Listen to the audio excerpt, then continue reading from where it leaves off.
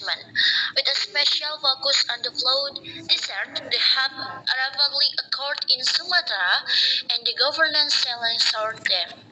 My name is Ria, and I will be the moderator for today's session.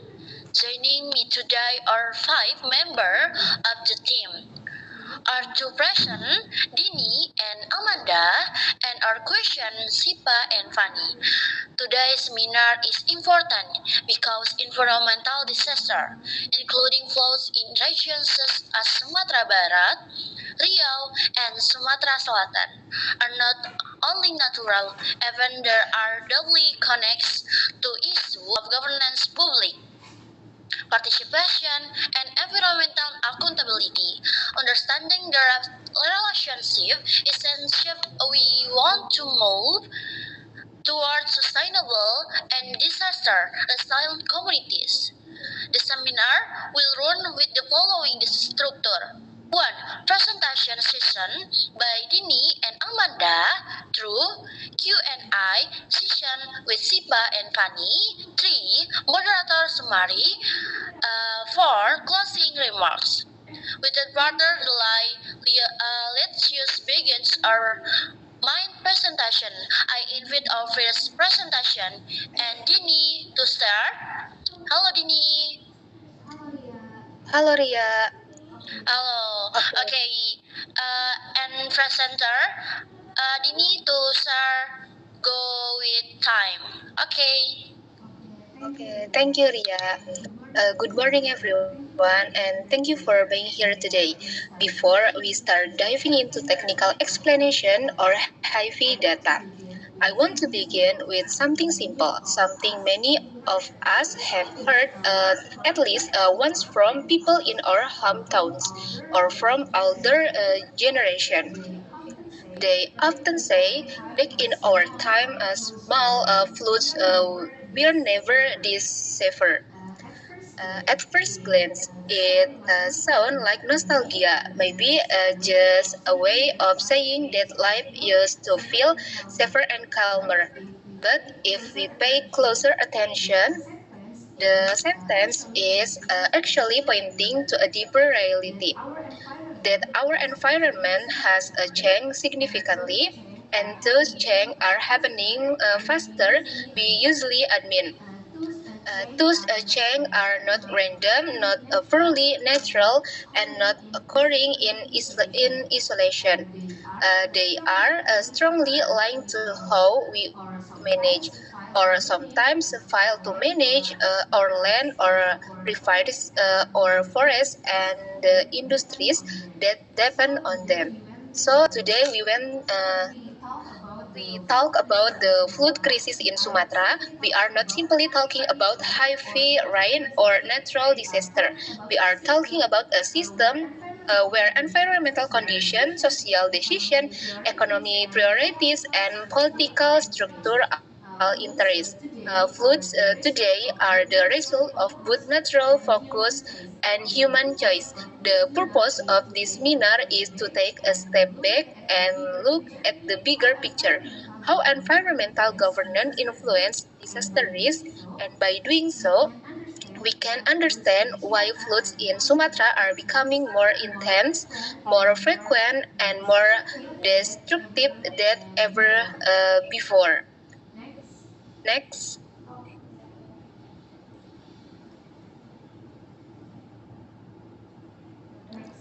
Next. Okay, and this part, defining environmental governance. To move forward, we need to establish a clear understanding of what environmental governance actually means.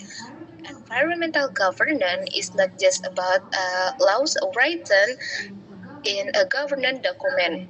It is no limit to environmental agencies or officials. Instead, it is an entry system of decision making that includes first, governments at all levels. Second, private companies. And third, local companies.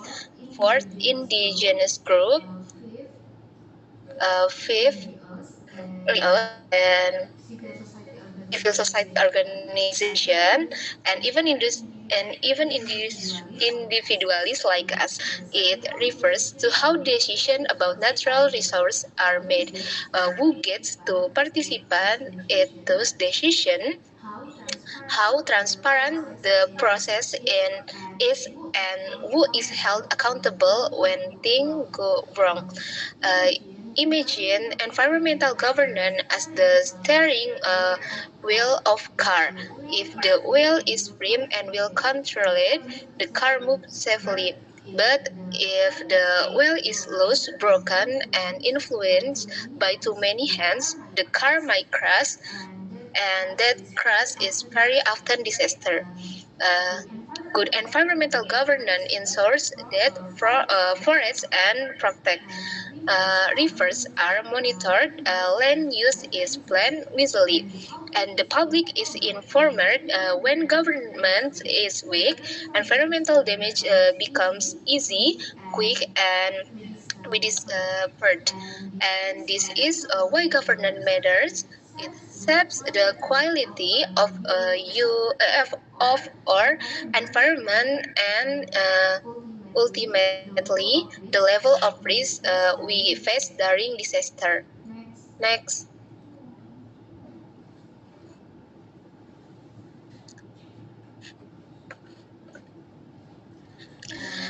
Fact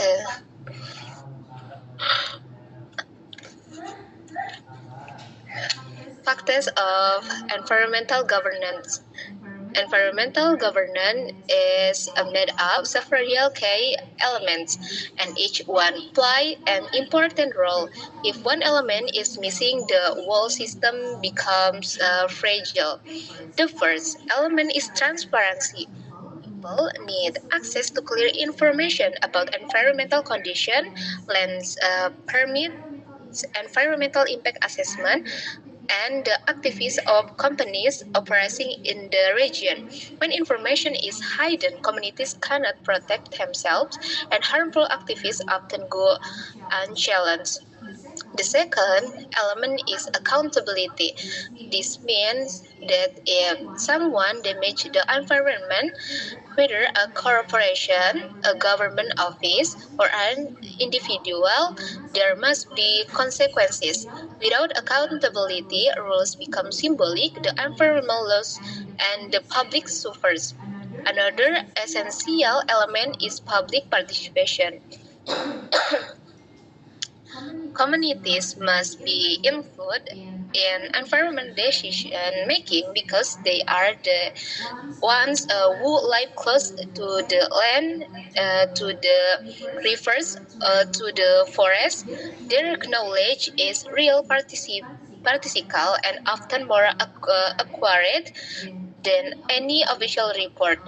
When communities are excluded, policies tend to be top-down and disconnect from reality. Next is coordination.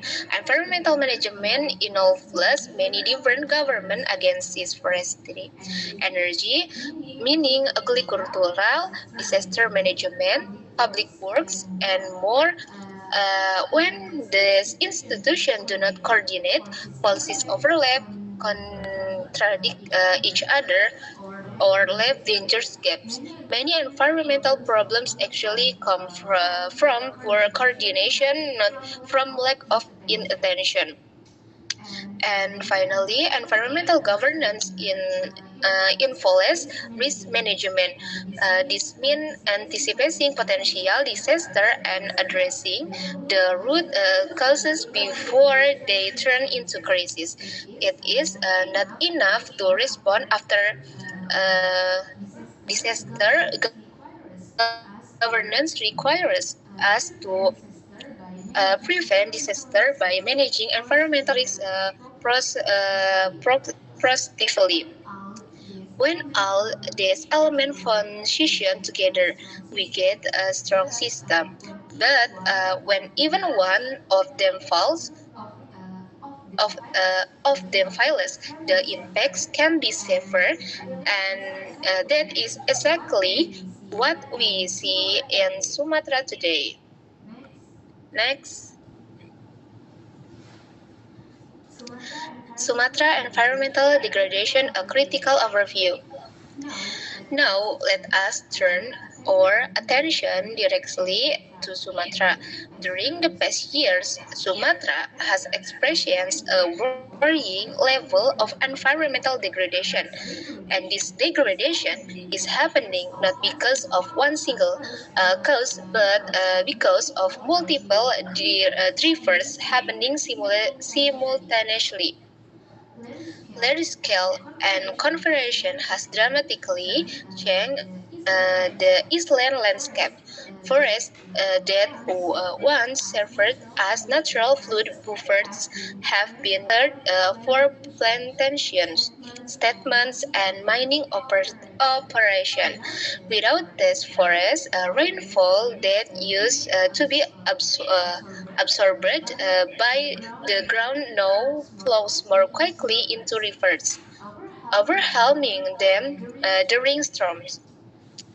Peatlands, which are very unique ecosystem capable of storing high amounts of water, have been drained and burned. Drained peatland loses in natural sponge-like function instead of absorbing water, it becomes dry and unstable, making it more vulnerable to both virus and floods. In addition, many rivers across Sumatra have becoming shallow due to heavy sedimentation. Sedimentation often comes from soil erosion caused by deforestation and illegal mining. When a river becomes shallow, it loses its ability to hold large volumes of water, making floods inevitable during heavy rains. Urbanization is another factor. Cities are expanding rapidly, often without a proper drainage system or land use planning.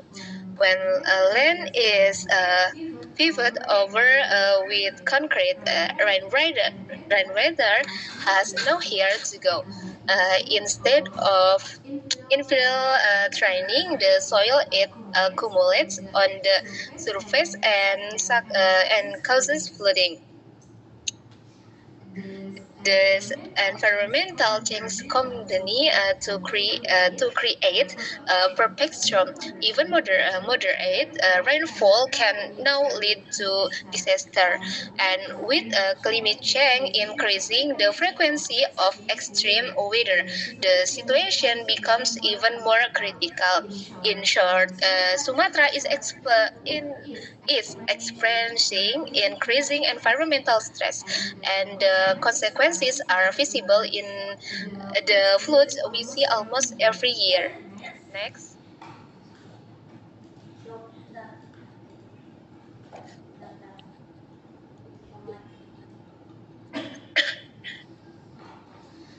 Okay, governance challenge in environmental management. While environmental degradation is a physical problem, the root of the issue often lies in governance. Several governance challenges make environmental management in Sumatra particularly difficult. One significant challenge is weak law enforcement. Environmental laws exist, but environment is inconsistent. Illegal mining, illegal logging, and unauthorized and clearing often continue for years without serious action. When laws are not enforced, destructive activities become normal. Another challenge is the lack of a reliable environmental monitoring system. Without good data on river lives, land use change, forest cover, or peatland drainage. It is very difficult to make a good decision. Sometimes, by the time our authorities realize a problem has occurred, it is already too late. We also face institutional fragmentation. Different agencies might have different priorities, different budgets, and different timelines. As a result, they might not cooperate effectively. This lack of coordination make it difficult to manage large-scale issues like river basin conservation or forest protection. There is also the problem of limited community involvement. When communities are not included in planning or decision making, policies might overlook important local knowledge. And when people feel excluded, they cannot fully support or help enforce environmental rules. Finally, we cannot ignore the influence or economic interests, short-term economic gains such as profits from plantation, mining, or infrastructure projects often take priority over long-term environmental sustainable. This creates a cycle where environmental protection is seen as an obstacle rather than a hard responsibility. These governance challenges do not act alone. They interact with each other and amplify each other, making environmental problems more difficult to solve. Next,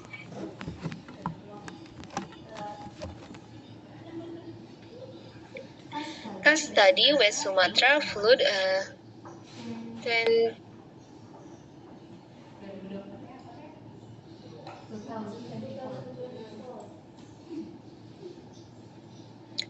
case study where Sumatra flood 2024 to see how all these factors come together in real life. Let's look at the West Sumatra flood of 2024, a devastating event that shocked many people across Indonesia.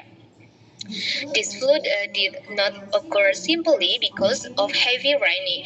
Yes, rainfall was intense, but the scale of destruction was largely influenced by long-standing environmental issues.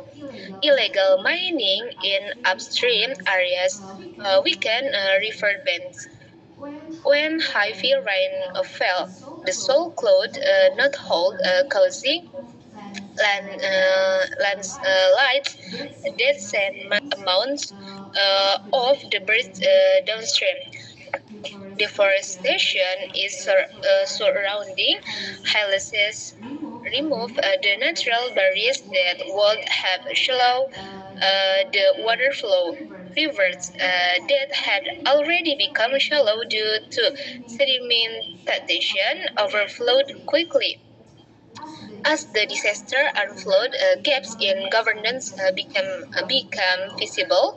Communication between agencies must slowly resource coordination required time. Some communities were not aware of evacuation routes because early warning systems were inadequate. The impact on people was heartbreaking. Homes was away, farmlands were destroyed, roads became inescapable, isolating communities for days, and most tragically, lives were lost. This case is a powerful reminder that natural hazards become disaster when environmental governance is weak. It shows us that ignoring environmental risks today result in human suffering tomorrow. Next.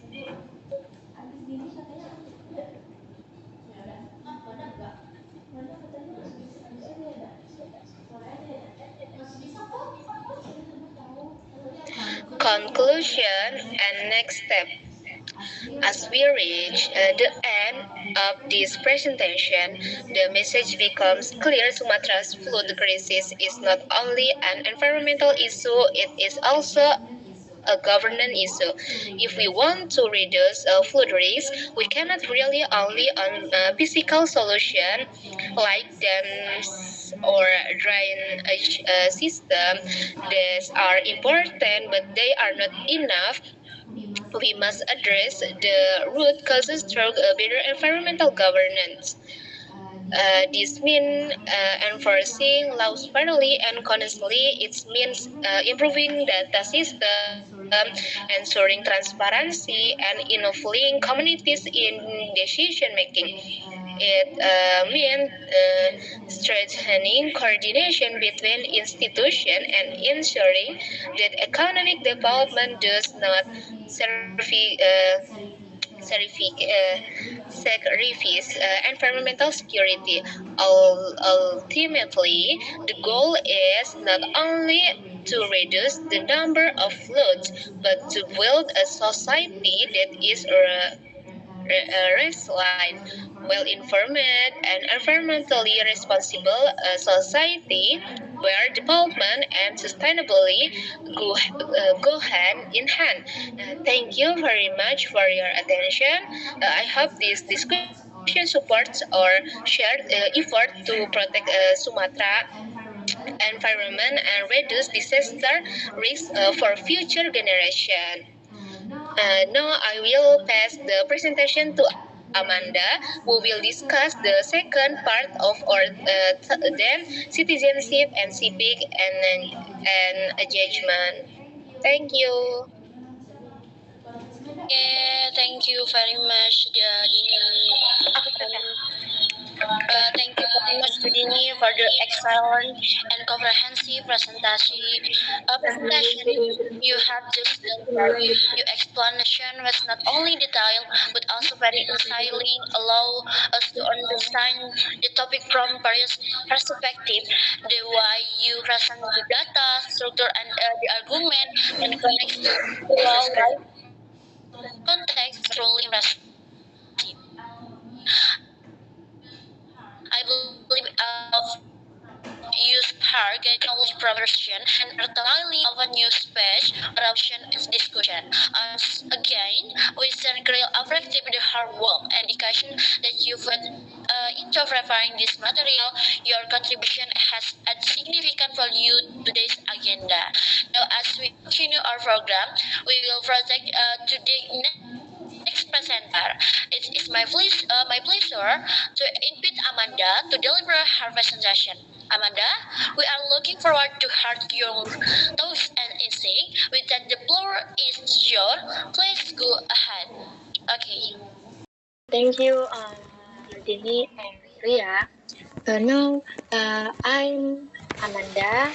I will explain and discuss how citizenship and civic engagement play a crucial role in addressing environmental disasters such as floods in Sumatra. Citizenship today is not only about rights, it's also about responsibilities. Civic engagement refers to active participation of citizenship in public affairs, including environmental protection, community mobilization, and demanding government accountability. Okay, next slide.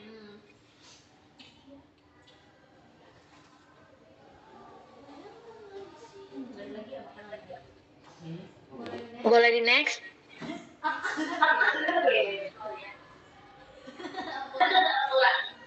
Okay, now we move into our discuss about citizenship and civic engagement, which are essential components in understanding how communities respond to environmental issues, especially disaster such the recurring flood in Sumatra. In contemporary society, the meaning of citizenship has evolved significantly. Citizenship is no longer limited to formal rights such as voting, receiving public service, or being protected by the law. Modern political theory includes scholars like Benjamin Barber and William Mikulika emphasize that citizenship also encompasses a set of activity responsibilities. Citizenship are encouraged to participate, contribute, and engage in shaping the social and environmental conditions around them. This is where the concept of civic engagement becomes important. Civic engagement refers to the involvement of individuals or communities in activities that improve public life. It is not just about politics. It can take many forms and operate at multiple levels of society.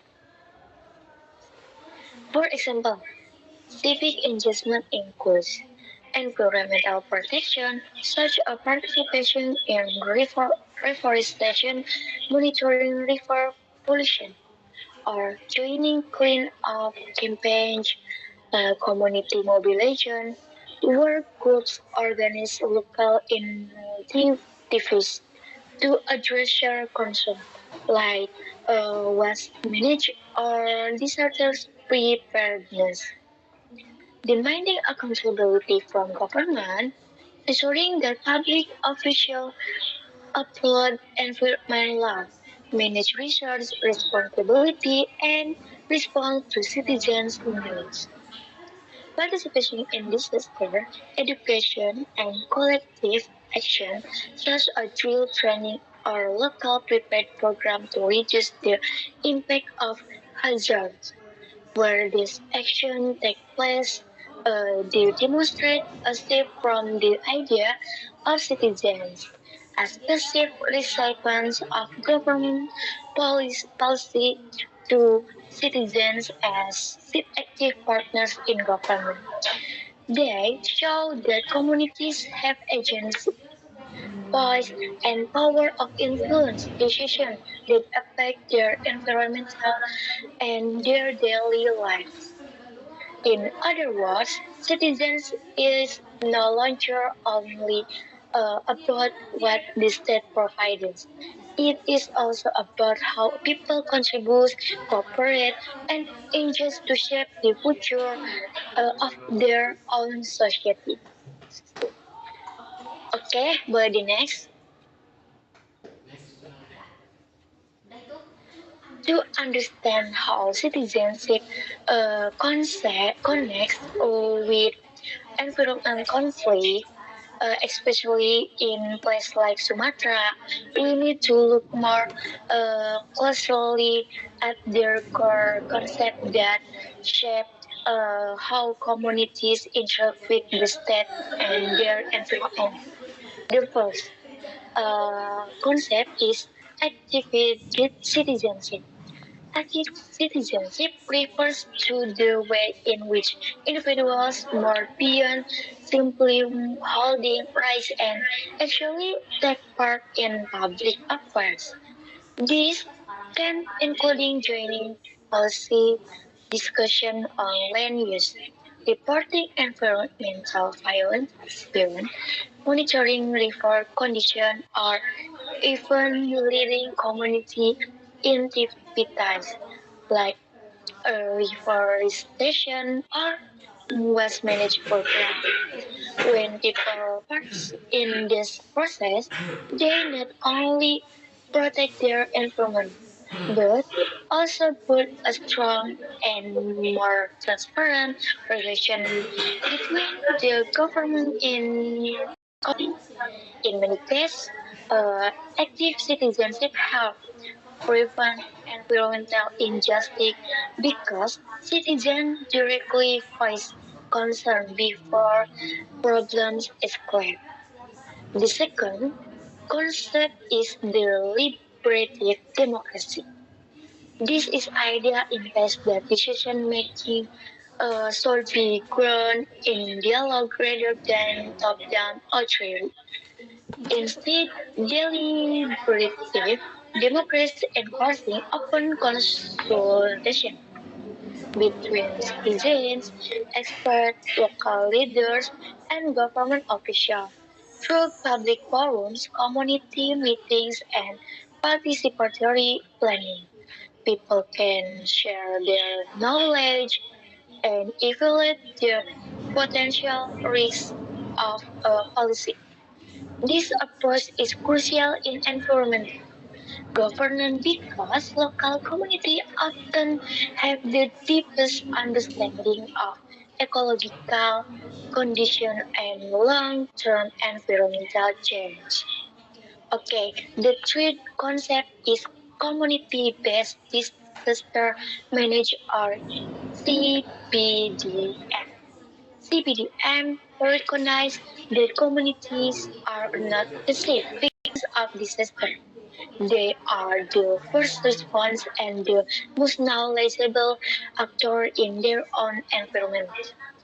Under this model, local residents are trained and empowered to create a warning system, evacuating plans, hazard maps, and coordinate volunteer teams. Because these strategies are designed by people who live close to risk, they tend to be more effective, more practical, and more sustainable. Research consistently has shown that when communities are actively involved in disaster management, the impact of foods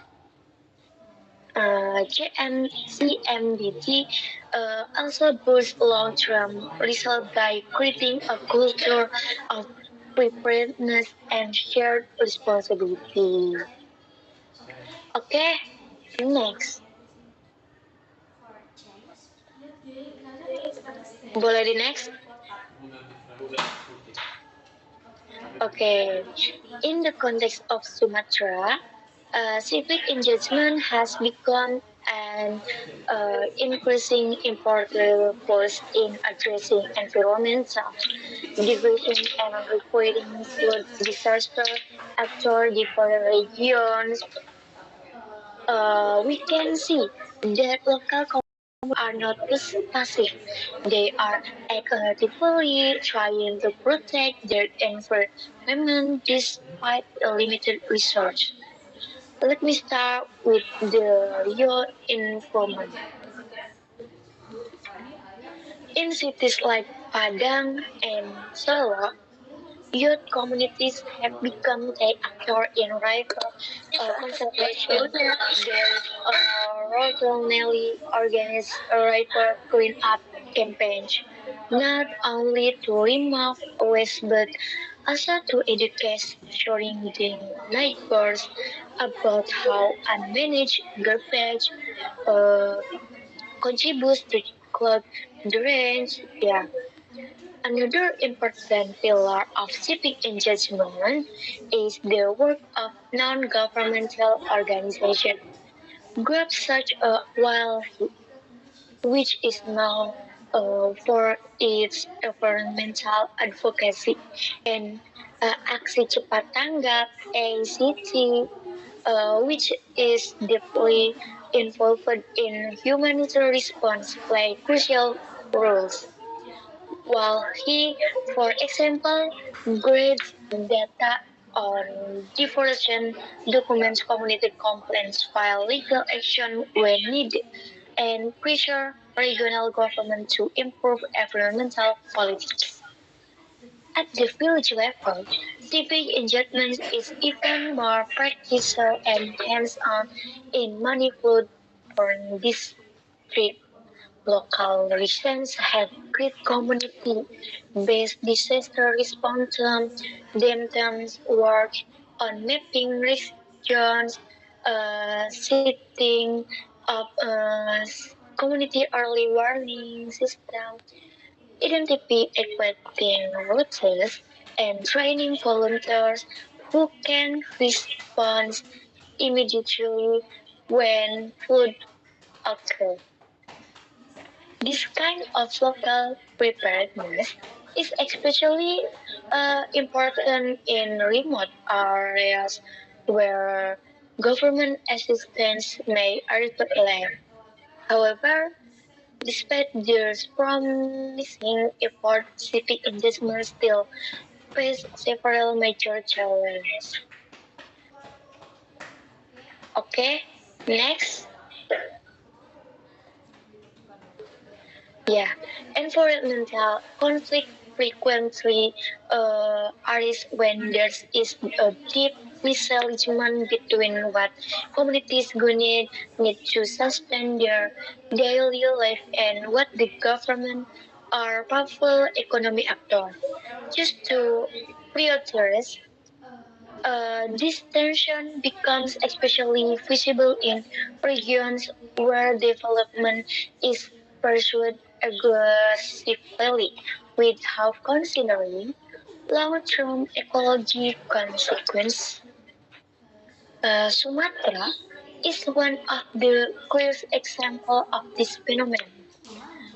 For the past few decades, the island has undergone massive landscape transformation, largely driven by the rapid expansion of large-scale plantation, dominated by the palm oil industry.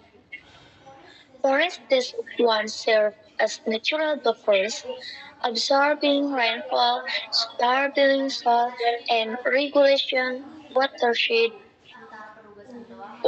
have been cleared. As a consequence, communities that previously lived in relative environmental stability now face frequent flooding, more severe erosion, and declining water quality. These environmental trends direct affect everyday life. Our image, the cultural files are digital and local economy are destroyed. On the other hand, local government frequently find themselves caught between political interests and economy uncertainty. The pressure to deliver economic growth combined with the influence of corporate lobbying. Boleh di next? Yep.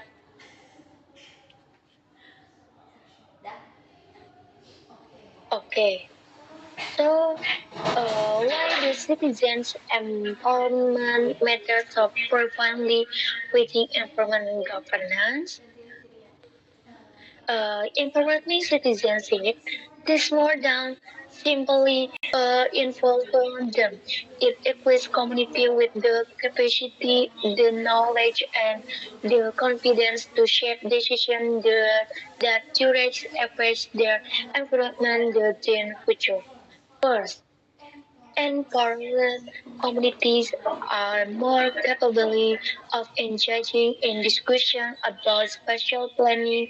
They can question land as proposal, request clear justification for development projects, and incite that environmental impacts be evaluated transparency. This ensures that spatial planning aligns with ecological sustainability rather than short. Empowerment allows citizens to participate in environmental monitoring.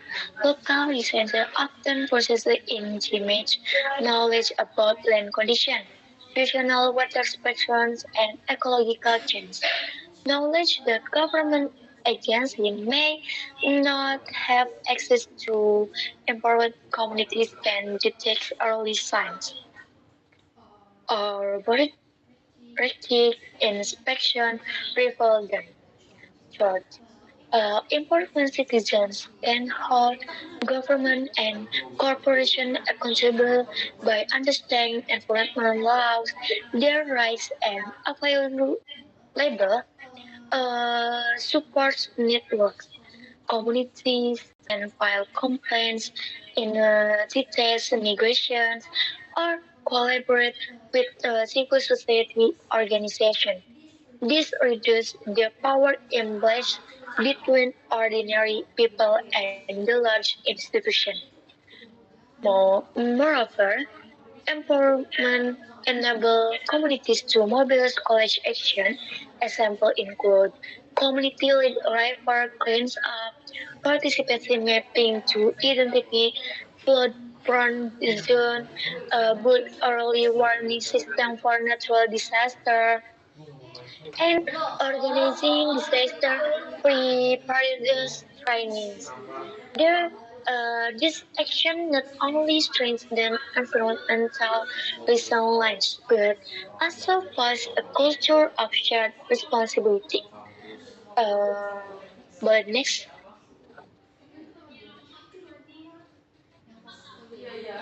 okay, to conclude, the ongoing flood-related conflict in Sumatra reminds us that environmental issues are complex and cannot be resolved by a single actor.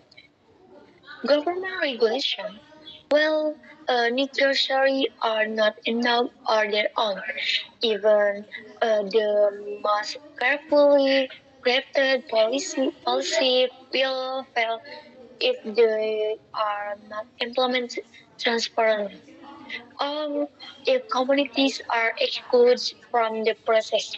Likewise, community cannot be expected to solve large-scale environmental problem independent. What it truly needs is a partnership, a combination of strong accountability, government, and engagement and foreign citizenship.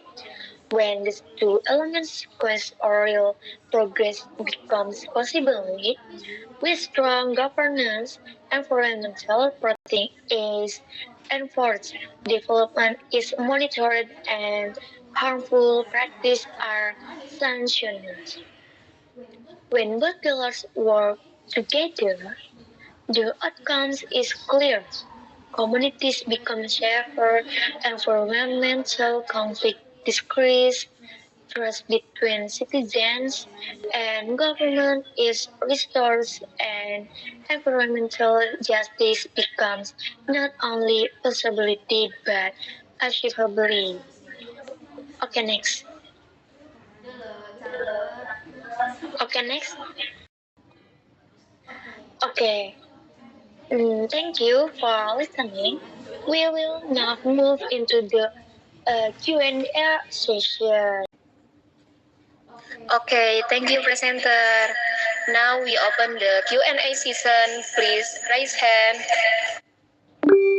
if you want to ask him.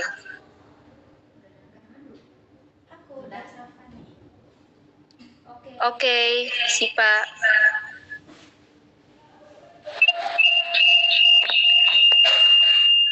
Okay, thank you, Dini, for giving me the opportunity to ask. In many cases in Sumatra, communities often accuse local government of ignoring their environmental complaints. How should environmental governance ensure transparency and accountability in this situation? Okay, Sipa. Thank you for the question, Sipa. This is really important issue, especially in places like Sumatera, where cities often feel. Aduh, kecil banget Ulangi.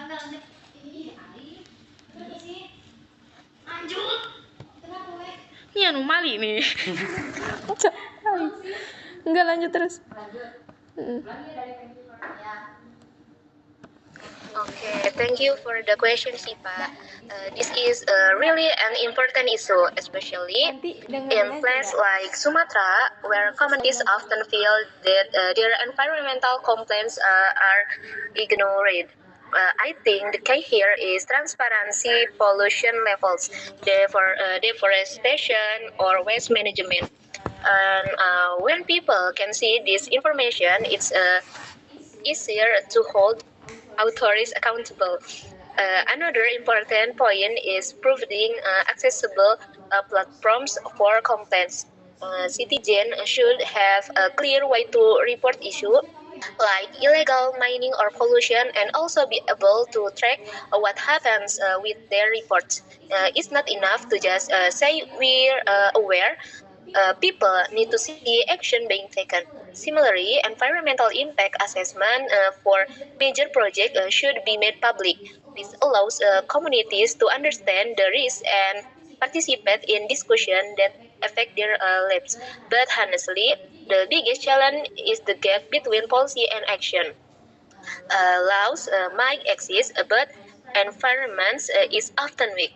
Uh, Strengthening monitoring, including independent audits by civil society groups, is crucial.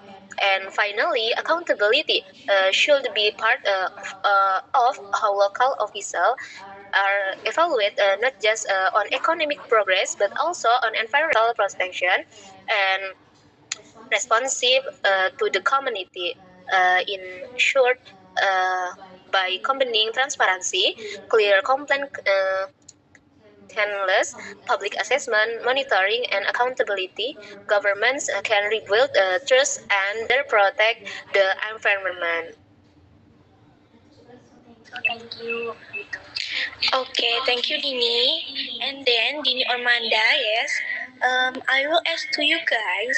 So, what roles should youth organization play in preventing or reducing the impact of flood in Sumatra? Okay, are there any question from the audience? Well, Anya like to ask a question. Okay. Is there anyone who would like to raise a question or seek clarification?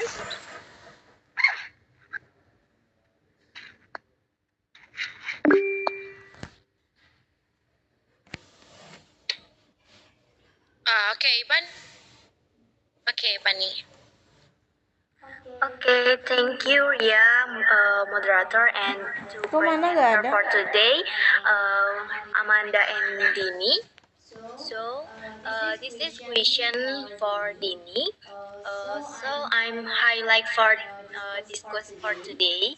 So Sumatra has become one of region in Indonesia experiencing of most surface of ecological and degradation.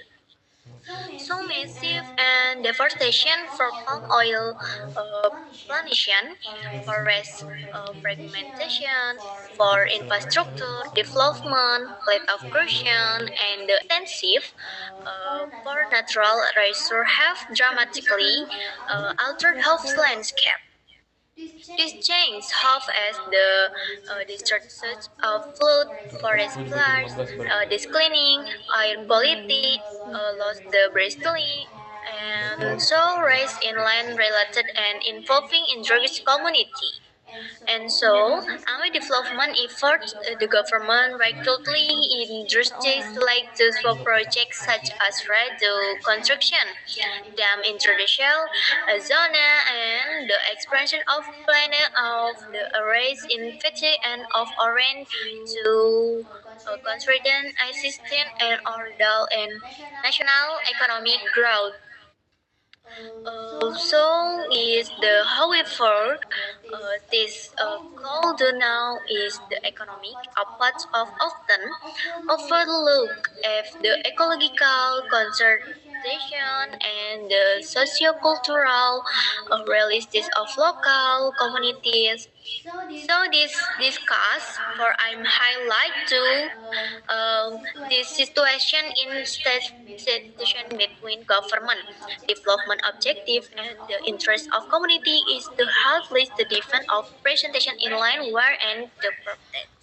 So this question for Dini, given this context, how to conflict these arts to the between government, development project, and community interests.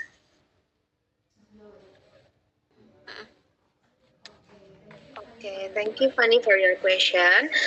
So, conflict arise because government development often priorities economic growth, while communities priorities environmental safety and survival. Several factors contribute. First, lack of transparency in the permitting process. Communities are rarely included in early discussion regarding land confederation or infrastructure development.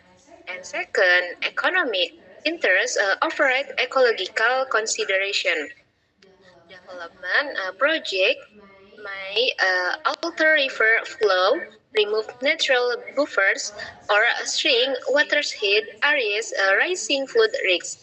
Third, power imbalance. Local communities generally have less political influence compared to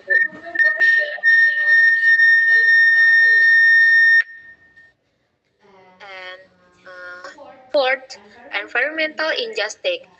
Those who suffer the consequence, the residents often have little say in decision. Thus, conflicts arise when development decisions fail to account for community safety and ecological sustainability. According to environmental governance theory, conflict emerge when policy decision priorities economy development over ecological sustainability. In my view, this conflict happen because communities are excluded from decision making, especially regarding spatial planning and land use permits. Okay, Pani, enough. Okay, Denny, enough.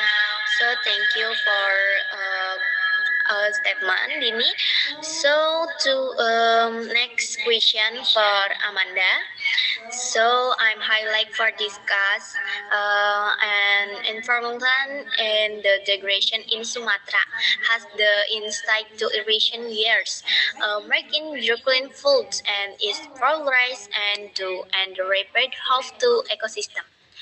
This trouble is are not only solve the natural factor, but the deeply is the human activity after both diversion and conversion for planation.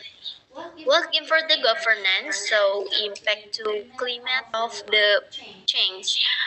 Because the community is the district money expand or is the district management, so not really solely in the government. Ensured community-based the management (CBDM) is offer promote is approach of the environment is people of the improvement and mitigate of respond to hurts. So whoever is effectivity of the GBDM in the complex of the like Sumatra is still debatable. Is money cash, communities like its technical capacities, research, and the institutional support of bill and large sales debtors. So, identically conflict for interest with private company, lens trend issue and limited access to early learning system on the other when community are well organized, supported by local with the wisdom and back to strong government policy, GBD, DM. Significant improved brightness and resilience. So, per question, so community-based district management truly effective in the disconnect of Sumatra? Why or why not? Thank you. In my view, community-based disaster management (CBD) can be highly effective, but its success depends on several conditions, especially the level of training, institutional support, and the availability of research. First, GBD is effective because communities are the first to face disaster and the first to respond. They understand local geography, river patterns, flood history, and vulnerable area better than external actors. This local knowledge allows communities to create more accurate maps, identify evacuation routes, and design early warning strategies that are tailored to their environment. However, the effectiveness of CBDM is not automatic. It varies widely depending on several factors. One major limitation is uniquely research. Community with limited funding, minimally training, and weak infrastructure struggle to implement their plans. For example, a village might have a disaster community, but equipment, good communities device, or proper shelters in such case. Community efforts alone cannot fully mitigate disaster risk. Finally, GPTM is most effective when integrated with broader government systems. Communities alone cannot put large-scale infrastructure, conduct hydrology studies, or enforce environmental regulation. Therefore, GBTF must be supported by strong coordination with local government, disaster agencies, and environmental authorities. To include community-based disaster management is effective when communities are well trained, well organized, and support with adequate research. It works best when it complements government efforts, not replace them, but without training, investment, and inclusive participation, the research will vary quickly and the impact may be limited. Thank you so much to Amanda and Dini for answering the question in a very detailed and style way. Your explanation really helped you understand the issue more deeply. And of course, thank you to Pani and Shiva for asking such a long, meaningful, and stimulation question. It really brought the discussion to heart level. Okay. Thank you so much, and thank you very much to all present and question for the insightful, critical, and well-structured discussion. Before we end today's seminar, allow me to summarize the key takeaway that we have collectively learned from the presentation and Q&A session. We have come to understand that the flood disaster in Sumatra are not merely natural event thing by heavily rainfall. Instead, they are doubly connected to the broader system of environmental governance. When mentoring is weak, when enforcement becomes selective, when land conversion become uncorrelated, and while public participation in excline, natural hazard evolve into large scale disaster with severe social, economic, and ecological consequences. We also learned that effective environmental governance is built upon transparency, accountability, coordination across institutions, and the meaningful involvement of local communities. Without the principles, policies might act only on favor while reality tells a very different story. At the same time, citizens and civic engagement stand as a equally important pillar. Today's session remains that communities are not passive, active, decide to activate whatever outcome policies bring. They are and must be central actor in advocacy for environmental protection demanding accountability, restoring ecosystem, sparking awareness, and solving public discussion. Youth organization, community group, NGOs, and everyday citizens all carry the power to become catalysts of change, especially when governance structure falls short. Most importantly, we include the governance and citizens should not shun a both side of the environmental conflict. Sustainable and disaster resilient community can only be built when both work hand in hand, balancing development with ecological responsibility and balancing the waste collective waste. And has two process together, then environmental justice in not just a context, it's become a reality. With that, we have reached the end an academic seminar on environmental governance and citizenship and civic engagement with a case study of the flood disaster in Sumatra. I would like to express my deepest appreciation to our parents, Dini and Amanda. We deliver had the topic in such a structured and thoughtful manner and to core question, Sipa and Fanny. We anchor the discussion the critical question. Finally, thank you all participation for your attention, your enthusiasm, and your academic spirit throughout this session. Once again, thank you, and I hope the insight from today's seminar do not enhance but inspire us to be more aware, more responsibility, and more active citizen in protecting our environment. With that, this seminar is officially concluded. Have a wonderful day and see you in your next academic session. Thank you for Amanda and Dini. Thank you for Sipa and Fanny. Thank you. Assalamualaikum warahmatullahi wabarakatuh. Waalaikumsalam warahmatullahi wabarakatuh.